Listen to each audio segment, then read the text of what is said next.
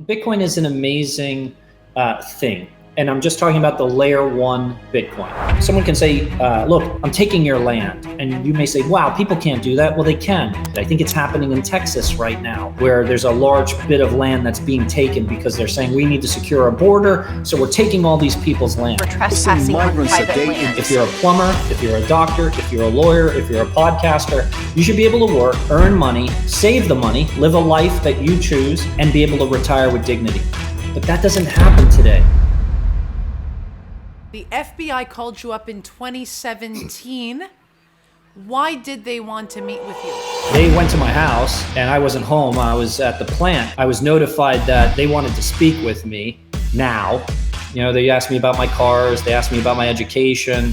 They asked me what I was doing. And then they said, look, we've got all your banking records. A lot of the early Bitcoiners have been pressed by three-letter agencies. And, you know, I definitely didn't want to be on that list.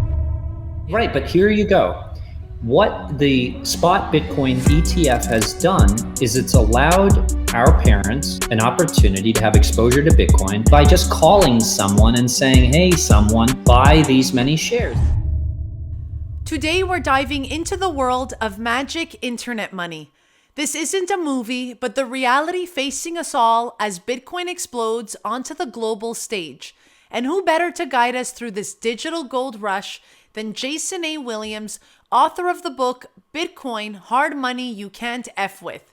We join Jason on a journey through the intricacies of Bitcoin, the ETF approval, demystifying its jargon, untangling its potential, and asking the crucial question, is this truly hard money we can't F with? Great, yeah. So first of all, it's good to meet you, Melina. You know, when did you get involved in this space, first of all, before I jump in? Because I like to have some context for, you know, you in particular. This is a discussion between me and you. Yes. Maybe someone watches it. Who knows? Exactly. I'm new to the space. So I would say I've been in this space for about 3 years. So that's why I'm so curious to learn about your story. But yes, talk to me. So I'm still a newbie. So you're a class of 2021. 2021, you came sure. in. Yeah. Or earlier? Yeah. Earlier than that? No, I feel like that's about right. 2021. That's about Good. right. So your question, look, Bitcoin is an amazing thing. And I'm just talking about the layer one Bitcoin, a stable blockchain that creates a block every 10 minutes. And those transactions are a immutable kind of super stable block after block transaction, public blockchain, and it solved an interesting problem, which was the Byzantine Empire, Byzantine generals, double spend problem. You had the invention of the internet, then you had this ability to do transactions over the internet. And I think that's really cool. So that's what Bitcoin is. And there's a lot of claims that it does lots of other things, and we can get into that. But at the base layer, Bitcoin has a very amazing ability to represent itself as a stable blockchain that is a public blockchain and does these transactions over blocks every 10 minutes. Great. So what I'm really... Why is that important? Why is that important? I mean, sure, go ahead. Why is that important? Because I do want to... So for me, when I first found Bitcoin, it was introduced to me in 2012, and I didn't revisit it again until 2014. I was like, man, this thing could be good money. And what's good money? Good money is money that you can earn, you can acquire, and you can hold it, and that's enough. It doesn't get inflated away. It doesn't get stolen from you. It's a bare asset. It's something that I can hold. Even more valuable to me than physical property, because again, physical property is hard money, but someone can say, look, I'm taking your land. And you may say, wow, people can't do that. Well, they can. They can evoke eminent domain and take it. I think it's happening in Texas right now, where there's a large bit of land that's being taken because they're saying we need to secure a border. So we're taking all these people's land. Bitcoin allows for you to hold this thing and it not be seized. I think that's really cool. So the good money principle, like why is good money important? If you're a plumber, if you're a doctor, if you're a lawyer, if you're a podcaster, you should be able to work, earn money, save the money, live a life that you choose, save that money, and be able to retire with dignity. But that doesn't happen today. You have to become a lawyer, a doctor, a podcaster, be successful, and then invest that money. You have to become an expert in something else. You have to become like a Wall Street expert, a real estate expert, Airbnb. You know, I'm hustling all over the place, and that's not fair. And it has to do with these draconian tax laws that we have to live in, and the fact that the money supply is manipulated in a way to steal your wealth. And so Bitcoin is an like anarchist solution to fight that situation. It's such a powerful moment where this money, this asset, this hard money asset is something that doesn't have a flag, and anyone can hold it and anyone can self-custody it, and you can start to escape this situation that we're in as citizens of the world, being manipulated by our governments. Now, if I recall correctly, correct me if I'm wrong, the FBI called you up in 2017. Why did they want to meet with you? Yeah, I mean, I had been to China, and we were looking to source S19s for our cryptocurrency mine.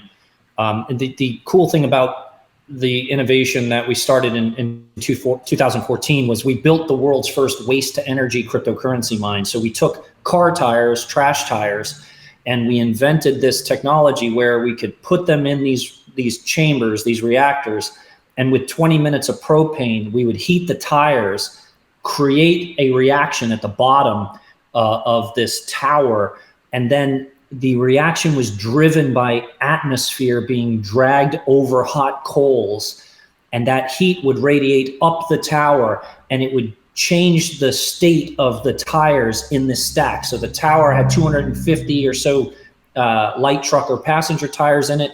I would heat them for 20 minutes, create this reaction drag atmosphere over the hot portion of the reactor, and that heat would radiate up and it would turn the tires from a semi-solid to a gas. We extract out that gas stream and throw it through a condensation reaction. We capture the liquid portion of the hot gas. The rest of that gas can be combusted as synthetic gas, propane, methane, butane, all the tanes. The liquid portion can be combusted as a liquid fuel. And then after 11 hours, I'm left with solid carbon that's been partially activated. So think of it like mid-grade Appalachian coal and steel. Tires are gone. They paid me to take the tires, and we have this this really cool power generator. This thing makes power as its waste stream. The best use of that was to mine Bitcoin. FBI shows up because they're like, yo, bro, who are you? Why are you building a power plant in Franklinton, North Carolina? And where is all the energy? Because you're running all these computers and we don't see the spike on the grid. You catch meth labs because they use a lot of power. So you got some people living next door to you. They may be right next door to you. And they're using 5 times the power that you're using in your house. And then the FBI shows up and they say, oh, there's a meth lab next door to Melina's house. But they didn't see that power spike. So they came looking for what was going on. And so what did they want? What did they tell you? What happened? Did you explain to them Bitcoin then, or? Well, no. They went to my house and I wasn't home. I was at the plant. So I was notified that they wanted to speak with me now. And I said, I'll meet you at Dunkin' Donuts. Yeah. So, I drove over to the Dunkin' Donuts. On the way, I tried to call my attorney. It was lunchtime and he wasn't there, unfortunately. So, I live by this principle, if you tell the truth, you don't have to remember what you said. So I headed to Dunkin' Donuts, and that may have been a mistake to meet with the FBI without legal counsel, but I did. And they showed up. It was classic, 2 guys in a black Lincoln Town car in suits, and they got a manila envelope with them, and they walk right to me. I think my beard was maybe 2x longer, but I looked the same, kind of, gorgeous as ever. And they walk in, and we start talking, but they're like, hey, they asked me about my cars, they asked me about my education, they asked me what I was doing, and then they said, look, we've got all your banking records, we've looked at your transactions. It was really scary stuff. Like, it's not anything that I think anyone wants. And, it's a kind of reoccurring theme. If you've been in Bitcoin, a lot of the early Bitcoiners have been pressed by 3-letter agencies. And, I definitely didn't want to be on that list, but, I've had a constant relationship with the FBI since that moment. And they've actually, done some things that have helped me over the last, 5 years or so, however long that's been. But that's really the story of me and the FBI. So this was around 2017. When did you first hear about Bitcoin? Like, walk us through that time, that moment, because, obviously this week is historical for a lot of people, but you've been in this Bitcoin business for a really long time. So walk us through the year that you found out about Bitcoin, what was going through your mind, and did you actually buy Bitcoin? Because I know a lot of people who heard about Bitcoin, but they didn't actually buy it back then.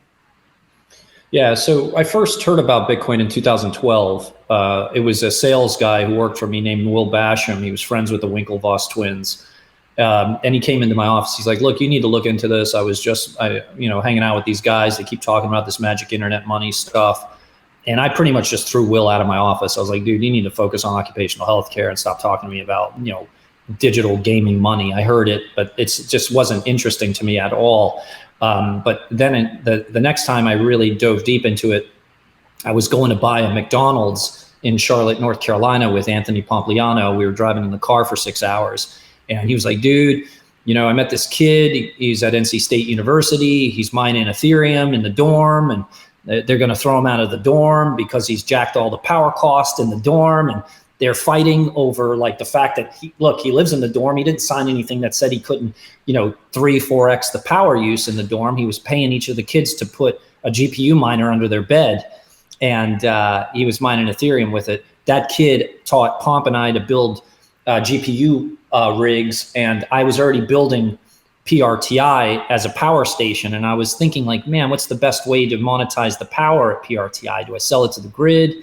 Do I use it for parasitic load for something else? And I was like, let's build a pretty big Ethereum mine. At that time, Ethereum was trading for like $40. So I have free power, and I was mining Ethereum, and then I would take the Ethereum, dump it, and buy Bitcoin. And that was it. That was the entry to it. My entry was Ethereum mining with GPUs because I could get them. It was harder to get the other stuff. But I built an Ethereum mine that pointed all over the place. I could mine like lots of different tokens at that time. The most efficient tokens, I would just sell them for Bitcoin. Okay, so this brings me to my next question. So you did this move where you were mining Ethereum, but you were still convinced about Bitcoin, so you decided to take your Ethereum and flip it over to Bitcoin. Why? Because what you see at that business, PRTI, it looks like just a waste management business at the front end. They pay me to take a trash stream, which is trash tires.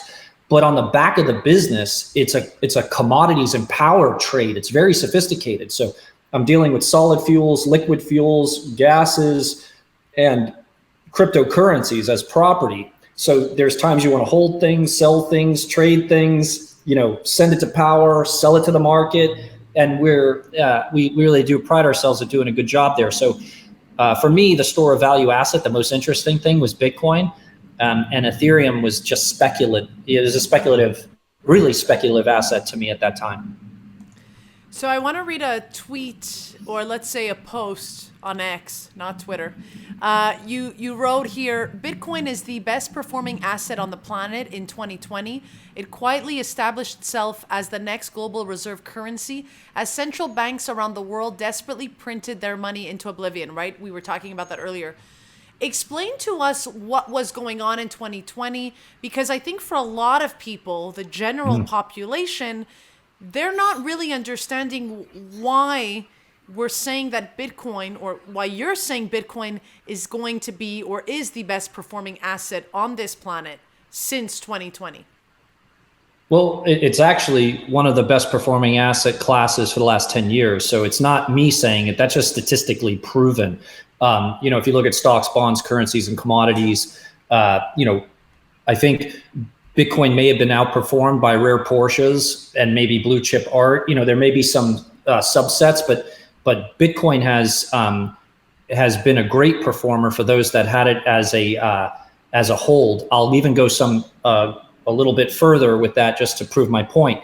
If you take any 4-year period of holding Bitcoin, so if you're making an investment, let's look at it like you're going to hold it for 4 years. If you take any 4-year period throughout Bitcoin's history and you were to invest 2% of a portfolio and hold 98% cash, so the portfolio construction is 2% Bitcoin, 98% cash, and the second portfolio construction is 100% in the S&P 500, Bitcoin dramatically outperforms that in any 4-year period. You can pick it along Bitcoin's history. So it adds a tremendous value to you to hold it. And that's not an opinion.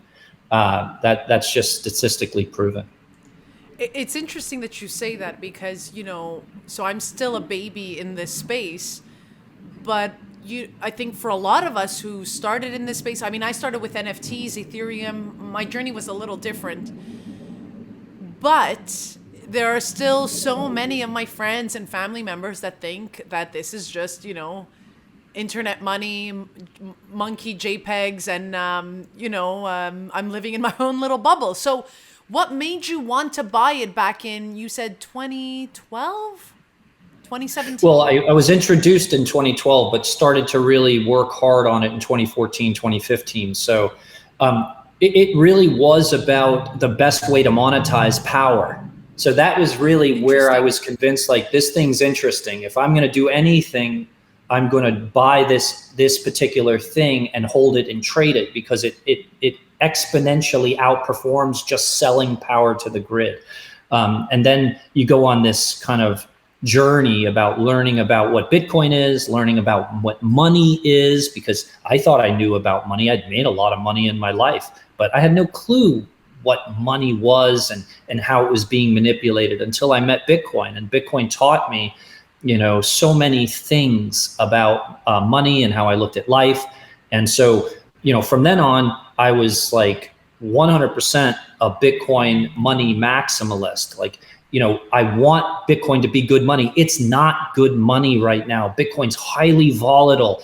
And even as a store of value, it's been all over the place. It's not fun to watch your net worth drop by 70%. Like, that's hard for a lot of people to deal with. And as you start to approach larger chunks of your net worth, recently I heard Cathie Wood say that 25% of her net worth is in Bitcoin. To have a 70% drawdown of 25% of your net worth is hard. I know people, 100% of their net worth is in Bitcoin. To have a 70% drawdown is economic devastation. You do not want to do it. You don't want to be there. So someday Bitcoin will be good money. You don't want to buy coffee with it. You don't want to, because one, it'll take you 3 weeks to do a transaction to buy coffee. 2, it'll cost too much to do the transaction right now. And 3, why would you buy a cup of coffee for $2 and become Laszlo, the guy who, spent 10,000 Bitcoin for a pizza? That's dumb. So what would you do with that Bitcoin? I have so many questions. What would you do with that Bitcoin then right now? Are we're holding on to it? Because like you said, we can't buy coffee right now. And I think that's probably why most of the population is like, well, I can't do anything with it. Well, you can, and I reject the chairman's statements up until today. That the Bitcoin spot ETF has been launched. The chairman approved it along with 2 or 3 other, bipartisan votes. That being said, he's still saying unbelievable things. Like, I approve the spot Bitcoin ETF, but I don't approve of Bitcoin. Bitcoin has no use case other than, drug dealing, trafficking, money laundering, nefarious activities. And I tweeted this morning, you can exchange what he just said and use the US dollar because the US dollar is used for drug dealing, drug trafficking, extortion, it's not the fault of the US dollar nor Bitcoin that people do bad things with things of value. So park that discussion. What can you do with Bitcoin right now? I think you can mess around with BRC20, you can mess around with inscriptions, you can check out runes, and you can check out a lot of things that are, I think, interesting to you and some of the audience that you may cater to, or you can hold it because, as I said to you, holding this speculative asset dramatically improves the Sharpe ratios and your portfolio performance. And that's not my opinion. That is just a fact. So yes, we're talking about this ETF. It is a historical week. The US approved all 11 Bitcoin ETFs. What is an ETF? Can you explain that to us? It's like an instrument. So the traditional banks can raise capital and trade this stuff in their traditional systems because Bitcoin doesn't fit in the like TradFi world, the traditional finance world. And you know, let me take a step further here. And I've been talking about this to some people. I don't know if the thesis will stick, but traditional finance is participating in this like Bitcoin ETF. And it seems like they're doing it with like a bit of reluctance or like disdain almost. It's so weird to me. And I kept asking myself, like, why are they doing this? And it seems like the CEOs and the people who caretake traditional finance believe that this is a moment that speaks to like the modernization of traditional finance. And they probably convince themselves that, look, there's going to be this tremendous wealth transfer where older millennials are getting the money from their, boomer parents and Gen X parents, and the Zoomers are going to get some money too. And they're not going to relate to the traditional money managers at these places if they don't have products and services that speak to digitally native people. So you have people who are like, how do I insure my JPEG? Because it's so valuable to them. No traditional money manager is going to even understand the question, let alone have a solution for it. And so I think right now they're hitting a refresh, a modernization of traditional finance, and they've put out these products and services and will continue to do it. But that's what it is. An ETF is a vehicle to which people can get exposure to Bitcoin right now, and it's publicly traded. Are you happy with the ETF? There's a lot of crypto natives that obviously, I think a lot of us were excited about the ETF, but are you happy with the ETF? Look, there are three types of Bitcoiners like that like I recognize out here. There are like the emo kids that followed this obscure punk band or something, and now the punk band is popular, and they're like, this isn't cool anymore. Mm-hmm. Like that's one segment. Two, there's some Puritan Bitcoiners, like the hardcore guys who are like, I'm going to build a Bitcoin business that doesn't make any money because it's right for Bitcoin. Like, and I keep listening to that nonsense. And then there's just the pump my bags Bitcoiners, so I think the spot Bitcoin ETF affects each one of those people differently. The emo kids hate it. The Puritan Bitcoiners, they really hate it. The pump my bag people are like, well, let's see if it pumps my bag. Where's the God candle? Where's the capital flows? They're watching what happens. But in the end, Bitcoin doesn't care about any of this stuff. It really doesn't. It's just TikTok next block.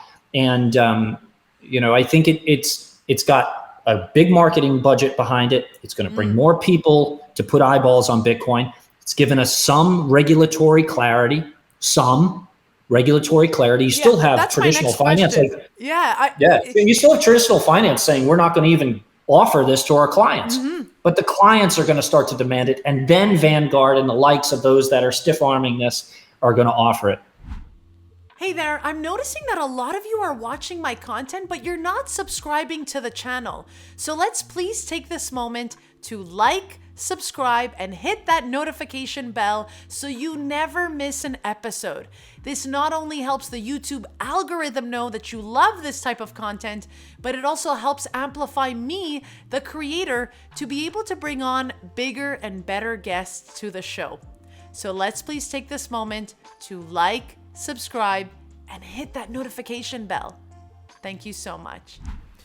So I also wanted to ask you, because, obviously I think this week, I was talking to my husband, and we were talking about, okay, so we've been in this space for a while. He's been in this space for a lot longer than I have. But we finally, and I say finally with like a smile on my face, like finally my friends and family were calling us like, hey, I saw this on CNBC, or I saw this, or hey, wait, maybe what you're doing online, means something. So, and, I was telling him over dinner, I was like, this is kind of the moment we've been waiting for. Because here we felt, or I felt, I should say, I should speak for myself, but I felt like for a long time, I felt like I was convincing people, like, you should get into this stuff. This is the next thing, right? But now I'm actually getting phone calls. But what were you trying to convince them to get into? I mean, just in the general sense of what crypto is about. As a content creator, I think for me at the very beginning, it was all about owning my stuff. The social media apps that we're currently on, right? What stuff though? What stuff though? I'm asking you what, like crypto is different than Bitcoin. So I'm asking you what stuff were you compelled to talk to them about?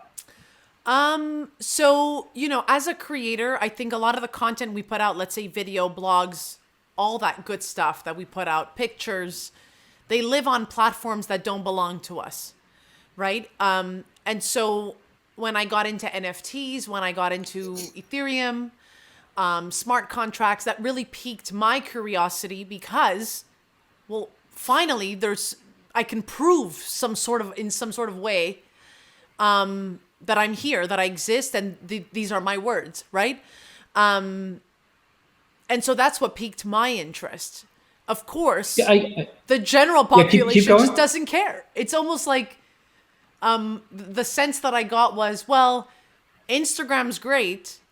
I don't care how it works on the back end. I just want to post my pictures, right? And that's sort of like the thinking I had to, or the conclusion I had to come to, for myself with my friends and family, right? That we're not all looking at these tools that we're using the same way. The same thing, for me, what really clicked was when Mark Zuckerberg changed his company to Meta, when I was seeing Google and a lot of these big companies changing where they were putting their money into, right? What they were trying to start building. And I think for someone young like myself, it was almost like, and as a woman, it was almost like, well, listen, let's not wait for it to get big. I always say this all the time on Spaces. It's like, let's not say that we're early. Let's do something about being early. What are we going to do with the fact that we're early with all this information, right? So how would you explain? So again, my friends called me this week. Okay, I think I'm ready to start buying the ETF. So right away. Yeah, but wait.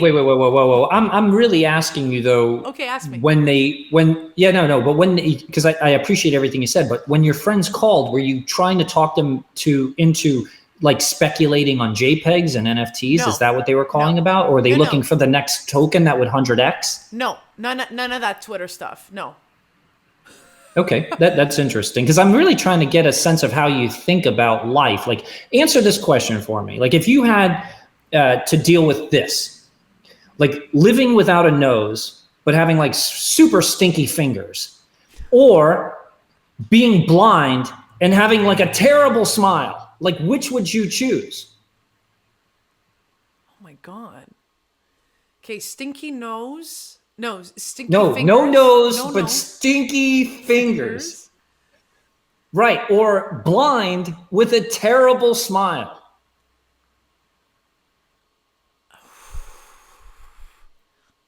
I still feel like I'd want to see the world. Right, so you're choosing no nose and stinky fingers. That's what you were selling your friends. So to convince them that, that's a hard sell. I'm not, it's a hard sell. This is very confusing stuff. It's like, how many chickens will it take to kill an elephant? Like, answer that for me. No, I'm serious. Answer it. I want to know your thoughts. A lot of chickens, I hope. I think it'll take but how many chickens will it take? A lot. At least over we 100, I think.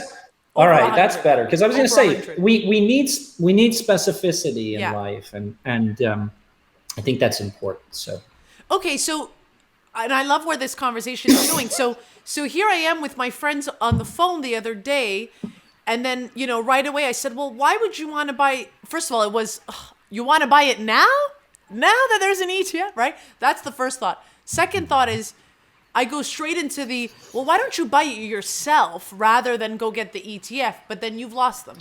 There you go. You've lost them. Yeah. So how do you approach this, Jason, with your friends or your family members or the people of the world? Do you try to, or you meet them where they are? Well, as in Bitcoin, in the sense of Bitcoin, we've done a terrible disservice to people. We've built a horrible user experience and user interface. Like the fact that to buy Bitcoin, you have to go to a central exchange. There's no insurance protections here. And then you have to, what we try to tell people is withdraw it from the exchange and manage private keys and public keys. And then make sure that you take your private key and you hide and you stamp it in metal. And then you take that metal plate and you go to your backyard and you look up to the sky and the stars and you because those are fixed, on flat Earth. We have a permanent. That's right. We have a permanent sky, right? It's always there. Everything changes, but the sky is there. And you align the plate with your seed phrase with the constellation that means the most to you. Then you bury it in the ground right there, and you feel better. You feel good that all of your life savings is backed up by that plate in the ground with the constellation of the stars and heavens as your security. My next question for you. Yeah. If you punch yourself and you feel pain, are you strong or are you weak? Strong. Strong. I like strong, yeah. Yeah. So if you punch yourself and you feel pain, you're strong. Yeah. I was able to answer that question a lot easier than the chickens with the elephant. I don't know what that says about me. You're right. I mean, even when I first started in this space, my partner, who's full on Bitcoin maxi, that's what he is. And he would show me and he would say, it's so easy. And I said, I can't get my mom to do this. I can't even. Terrible. No, you're right. It's a terrible, terrible project. It's very tough. Yeah. Right. But here you go. What the spot Bitcoin ETF has done is it's allowed our parents an opportunity to have exposure to Bitcoin without managing their private keys, without burying the plate in the backyard, and by just calling someone and saying, hey, someone, buy these many shares. It's very familiar. They don't have to understand the technology. I use an iPhone every day. I don't know how it works, and it shouldn't be a requirement that before I use it, I have to solder wires together to make a phone call. That's what we've done to people here. So wallet abstraction, private key abstraction, ease of use, it doesn't disappear, I can't get hacked, someone's not gonna steal all my money. That's what real adults want. They don't wanna have to dig up their seed plate when the janky technology doesn't work. Do you consider this week historical at all? Or are you just it's another week? No, it's a big deal. No, it's a big deal. Over 10 years ago, the first spot Bitcoin ETF was applied for, and it was consistently, stiff-armed away. So it is really, really cool. And it is a moment to celebrate. There's a lot of people that have been working very hard to get regulatory clarity in the space. And so here we are. You've got the second day of trading. I'm really interested in what happens at the end of the stock market close today at 4 o'clock. I know there's a lot of T2 settlements that are going to happen. It looks like there's a lot of capital outflows from Grayscale. Grayscale is being vampire attacked by the 10 other spot ETFs. All of its capital is being drained. And hopefully there's some new capital, inflows, so new buyers of Bitcoin. And it looks like the market leader is Bitwise. Bitwise, who came out with the lowest fees. They said we're going to be the lowest fees, and they're beating BlackRock. They're 8 years old, and I think that's an amazing story of a startup, attacking a giant shadow bank. Congratulations, Bitwise. And pretty funny commercial too. Let's talk about the clarity, because now we have ETFs, but we're still waiting on crypto clarity, Bitcoin clarity. Like you said before, Gary Gensler, who put out a statement, here's the ETF, but don't buy it. Like contradictory stuff there. What do you think it's going to take to get this clarity? We've been demanding this for years. Could you imagine I'm the chairman of the SEC and I'm about to do an announcement on Bitcoin, but I ask you this question. Imagine you were lost at sea, Melina. You're lost at sea. You're not lost at sea. Let's change it. Let's imagine someone is lost at sea, right? Someone is lost at sea. And the Coast Guard goes out and they find the person, but they only find their arm, Melina. They only find the arm. My question to you is, how do you display the arm at the funeral? Oh, nice. You actually hold the arm and then the people come in and they see the arm there. Listen, it's all we've got. It's incredible. I know, it's all that we have. Because in my mind, I think maybe you display it like a samurai sword. You know what I'm saying? Like you come in and it's like on how a sword is held. It's just an arm there. That's what I heard when the chairman was talking about the Bitcoin ETF being launched and how we approved the spot Bitcoin ETF, but I don't approve of Bitcoin. Like, it's just nonsense. It doesn't make any sense to me. Are you disappointed with Gary Gensler? Oh, I love him. Are you kidding me? He's so cute. He's tiny. I like to hold him like a little baby and maybe feed him. I feed him. I say, oh, Gary, have a little bit of milky, Gary. Gary, change your Gary. The tiny Gary. He's so cute. Don't you love a Gary Gensler? Okay, well, he likes it. Well, actually, it's so funny. I'm reading another one of your tweets that I saved here. You wrote, Gary Gensler, the hero Bitcoin has and did not know it needed. Right. What did you mean by that? That was a joke. Oh. This is a great tweet. Yeah.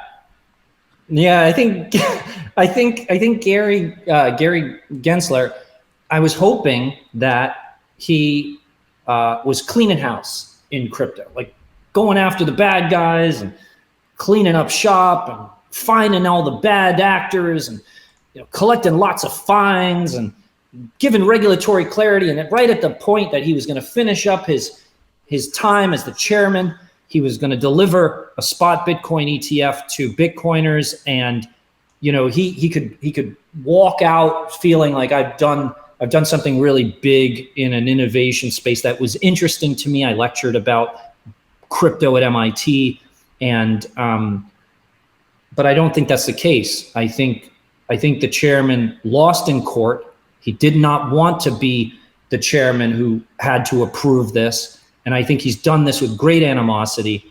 He still doesn't accept Bitcoin. And I think he will have lectures and do a tour after this is over and be able to play both sides of the fence. He'll speak at Bitcoin conventions. He'll speak at traditional banking and traditional finance, and he'll be able to talk both books, and he'll make a lot of money. So now that this ETF has been approved, what do you think is going to happen to altcoins?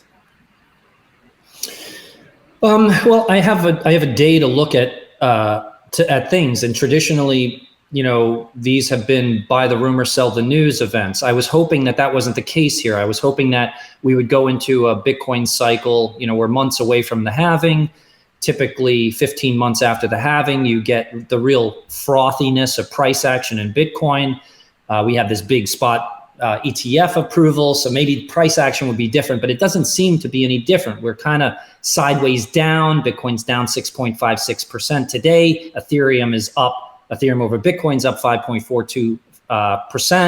Alts have been dancing around, and people are speculating deeply in these chains because of innovations that have happened there. So I think we're in an alt season. I think Bitcoin seems to be doing the same thing that it always does. And so, you know, I'm looking at Bitcoin going sideways and up through the halving, dealing with minor capitulation. That's going to be lukewarm as composed to how it's been very hot historically, and then number go up. But the alt season is going to be hot. If that's your thing, you know, get wrecked, fool.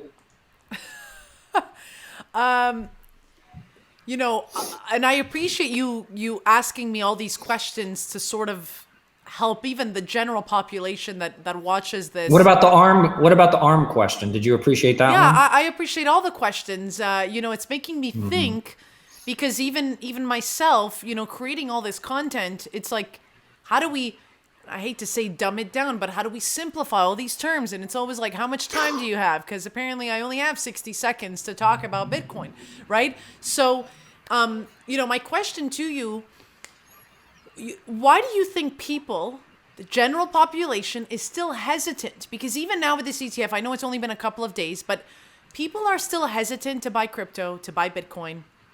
They don't understand. Why do you think that is? Before I answer that, would you answer a question for me? Yes, let's do it.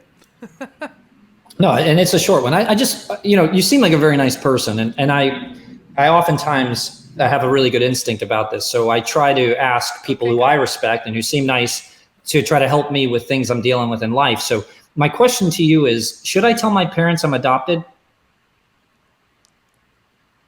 The parents is always hard. I always say no.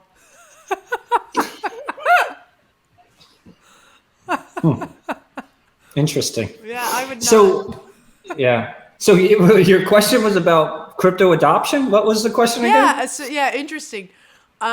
Why do you think people are hesitant? Again, I love your story. Here's the reason. Because the day after the chairman of the SEC approves a spot Bitcoin ETF, he goes on TV and goes, "This is some drug dealer money and you buy cocaine with it. That's the use case. Strippers and cocaine." Yeah. Do you imagine what some grandma's sitting there going, "I don't want to pay for strippers and cocaine. I liked it when I was younger. Lots of strippers." And like, no one wants to deal with that. No one. It's like, dude, what? And half of the managers that work, you know, at the, because like, this is what has to happen.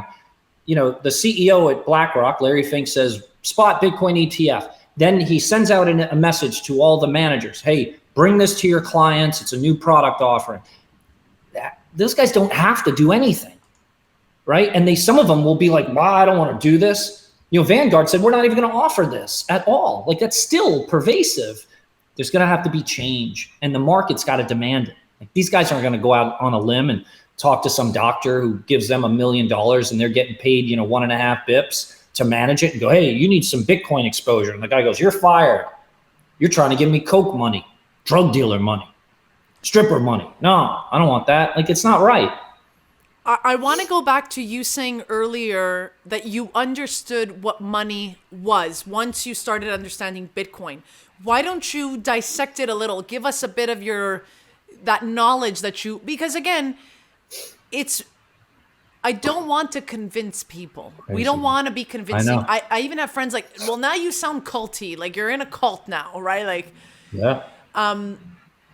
What made you understand money after perhaps reading the white paper? Like, what was it for you? And even let's even go back to 2020, the printing of the money, right? I'm in Canada, so we loved printing. We were printing galore. Explain to us what you understood that made you realize, listen, that we can't live like this anymore. Well, look, money printing. So when you increase the supply of something, you devalue it. So I don't know how you can. It would be like if I made more bags of milk. You may think that's good. And if I bring all those bags of milk to the market, it lowers the price of milk, right? If there's more supply and less demand, then the price goes down. And if I'm in the milk business, I wouldn't appreciate Canada, offering more bags of milk, right? So if you have savings in the bank and the government turns on the money printer and starts to increase the amount of money in circulation, it devalues the money.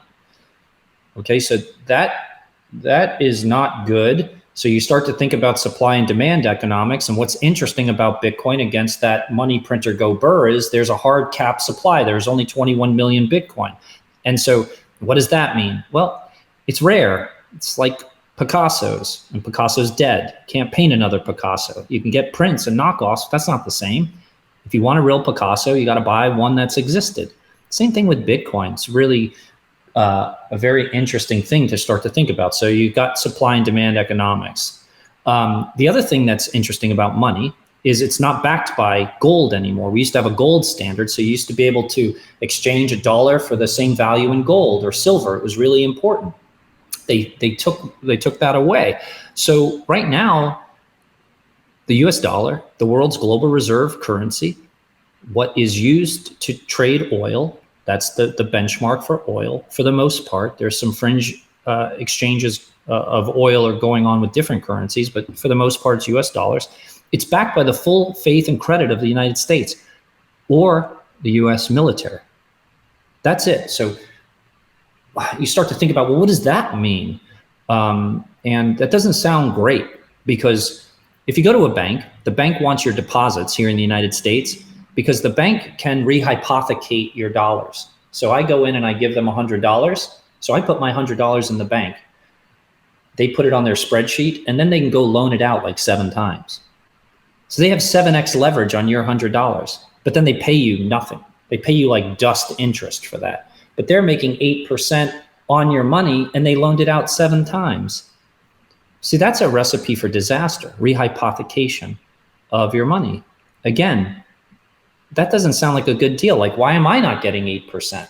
Why am I not capturing the value of it? It's because they're inflating away the value of your money. You have to keep working. This is not something that's just happening. This is a beautifully designed mechanism to tax you on top of the taxes you already pay. It's interesting too, because I think about El Salvador, right? He's gonna. I know you're gonna come to me with some questions. Oh, here. Of course. But yeah, I was telling my friends, well, look at this country. Look what they've done. Oh yeah, but that's El Salvador, is the answer I got, right? And I keep thinking to myself, well, how lucky are we? How lucky are we in North America to say these words, right? Oh, well, they have to, right? They don't want to be, associated with the US dollar. They don't want their dollars backed by the US dollar. Well, what do you make of, El Salvador, what they've done? And again, I'm hearing my friends already saying, you're so culty. It's a cult. You're in a cult. Yeah. Well, I would choose, if I were you, I would choose different friends, first of all. So you should consider that. And then secondly, the president of El Salvador has been, he's a polarizing figure, but he's done some great things for his country. He's gotten control of crime. He's lowered the murder rate, and he's broken away from the US dollar.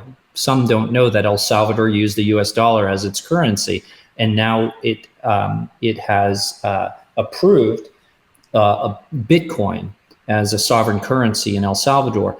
And that went against the IMF. The IMF oppresses countries by putting them in debt. It loans money to them under the guise of lifting up populations. And I think El Salvador had hundreds of millions of dollars of debt to the IMF. And the IMF was not happy about the Bitcoin thing, but they did it anyway. And it's been a tremendous branding campaign for him. He's, I see these beautiful moments where people are going back to El Salvador. People that left because the crime and the infrastructure issues, and everyone's proud of their heritage and nationality for the most part, and they're returning to El Salvador, and I think that's really cool. So maybe you should send your friends to El Salvador. But I talk about El Salvador because you were making me think. We're talking about printing money. We're talking about, what the banks are doing. And a country like El Salvador, like you said, right, was like, you know what? We're going to change this up for us. We're going to change our future. We're going to change the way, right? But for, again, a lot of people, it's like, well, that doesn't affect me. Or the other side I hear is, well, I don't care what the U.S. does. And then I'm like, but... Look, the things that are going on in El Salvador are so damn cool. The guy has a massive hydroelectric plant connected to a volcano. I know. And then they're mining off that. Now they're developing a mining pool for Bitcoin. And he airdropped wallets and Bitcoin to all the citizens. And I'm not saying that that's a great strategy, but I want them to succeed. I think it's very, very cool. And I think the more countries that adopt Bitcoin as a store of value, the better. Again, Bitcoin doesn't care, but it seems to fit my narrative of good money, because that's what I want Bitcoin to be. And no one cares about what Jason wants Bitcoin to be. Bitcoin certainly doesn't. But this is just what I want it to be. I want it to be good money. I want it to be good enough for me to hold and my assets don't get inflated away, right? Hard money things, property, gold, Bitcoin. But I threw gold in there because it is hard money, but I think gold is terrible. Interesting. Why? Tell us why. Well, I think its best use case is as an industrial metal. So the fact that it's like $2,000 an ounce or so doesn't make it a good industrial metal. It's got a false value placed on it because it's got like some value for cosmetic reasons. Like people like to wear gold watches and chains, etc. But its best use is as an industrial metal, and it's going to be vampire attacked, just as Grayscale is being vampire attacked by the 10 ETFs. Gold is going to be vampire attacked by Bitcoin. As the public markets look at the performance of gold in their asset portfolio versus Bitcoin, they're going to go take that allocation and put it here. So you have gold, maybe it's in a 10 or $11 trillion market cap, and Bitcoin's right at about $1 trillion now. It's in the top 10 of all things market cap. You're going to start to see that close the gap, and it's going to come from gold. Ha, Peter Schiff. Come on TV and step up. I love that.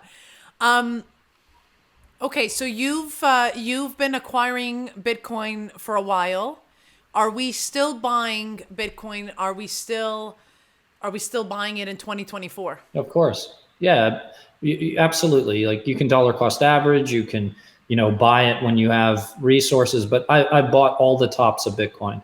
So I don't try to pick, I'm holding Bitcoin that's I bought it at a way higher price than it is today at 43,000. I love that answer. Yeah, it's just something to hold. Yeah, 100%. Don't, like, if you're interested in Bitcoin, for those that don't know, Bitcoin's divided into 100 million units. So think of a dollar has 100 cents in it. Bitcoin has 100 million cents in it. You could buy 1 cent or Satoshi of Bitcoin. You can buy 1 cent or Satoshi of Bitcoin. And I think the best way for adults to learn something is to participate in it. Adult learning is participatory. So if you want to learn about Bitcoin, buy a little bit of Bitcoin, and you can do that through a spot ETF if you really want to make it easy. I love that. So, just before we end, I do want to ask you this question. Is Bitcoin truly hard money you can't F with? Yes, but people are not hard, and you can F with them. And ideas are not hard, you can F with them. And I tend to go at life with strong convictions held loosely. So you can change my mind if you were to present some error in my beliefs. And I love that about life. But, Bitcoin's not perfect. It certainly still needs work. And beyond its layer 1 work that continues even to this day, it needs lots of work as a transaction layer or beyond that, right? So all the market, all the things that brought you to this space, I look at as a test net. Ethereum and everything, it's a test net. And Bitcoiners and the devs and the core devs need to look across at the test nets and see what's cool, see what's working, see what's not working, and try to implement those things to Bitcoin so that it continues to grow and be protected and still have the properties of money and the properties that have made it valuable today. I love that. It's true. I love my story because I always say what got me here was NFTs, Ethereum, but now I'm much more involved into Bitcoin. But I love the journey. For me, everybody starts at a different place. Some just started straight with Bitcoin and then never left. So I like my story. So thank you. No worries. And I would say to you, stay away from 100 chickens, right? Yes. Keep smiling, right? Even though your hands are smelly, right? Yes. Keep smiling, right? Keep smiling. You're stronger than you even know. You've proven that today to me. When you punched yourself, it hurt and you were strong. And I love that. We need strong people in this world, right? And display the arm. Hold the arm up. Lift it up. Yes, lift it up. Lift the arm up. We're not culty at all. Celebrate it. Yeah, celebrate the arm, everyone. Yeah. Thank you so much, Jason, for being here. Of course, everyone, please go grab your copy of his book, Bitcoin, Hard Money You Can't F With. I mean, Jason says it, so it must be true. Yeah, and you can get it real cheap at bitcoinhard.money. And I'll even, if you want a signed copy or you want me to say something crazy in it, happy to personalize it. I tend to donate all the proceeds from the book. So, I just want you to learn about money and stuff. Doesn't change my life. Hopefully it'll change yours. I love that, Jason. Thank you so much. Of course, Jason, I'm sure you will agree with me here, YouTubers. Jason and I will never DM you. We're never going to tell you what to buy. So if you do want to get a copy of this book, the links will be provided down below. Make sure that you do your own homework. This was not financial advice. We got to say all these things, Jason. We have to do it. I guess. But just make sure, I want to make sure because a lot of people, they find me on all these different platforms. Oh my God, but you told me to buy this. No, I never told you what to buy. Jason's not telling you what to buy. This is our stories. We're here to share them with you. But just make sure that you click only these links down below. Yeah. I mean, could you imagine listening to someone like me for financial advice? It'd be insane. Like, it's literally like your friends would leave you. You're trying to leave them. They'll leave you. They'll leave you once they find out that you're getting financial advice from me. It's true. Mm-hmm. Jason, thank you so much for being here. It's my pleasure. That's it for today's show. If you love this episode, please make sure to like, subscribe, and hit that notification bell so you never miss an episode. And leave your comments down below. I want to hear from you. What was your favorite moment from today's episode? As always, if you want to come find me on your favorite social media apps, you can do so by searching for Girl in the Verse. Come say hi to me. Come chat with me up in the DMs, and I will make sure to see you next time.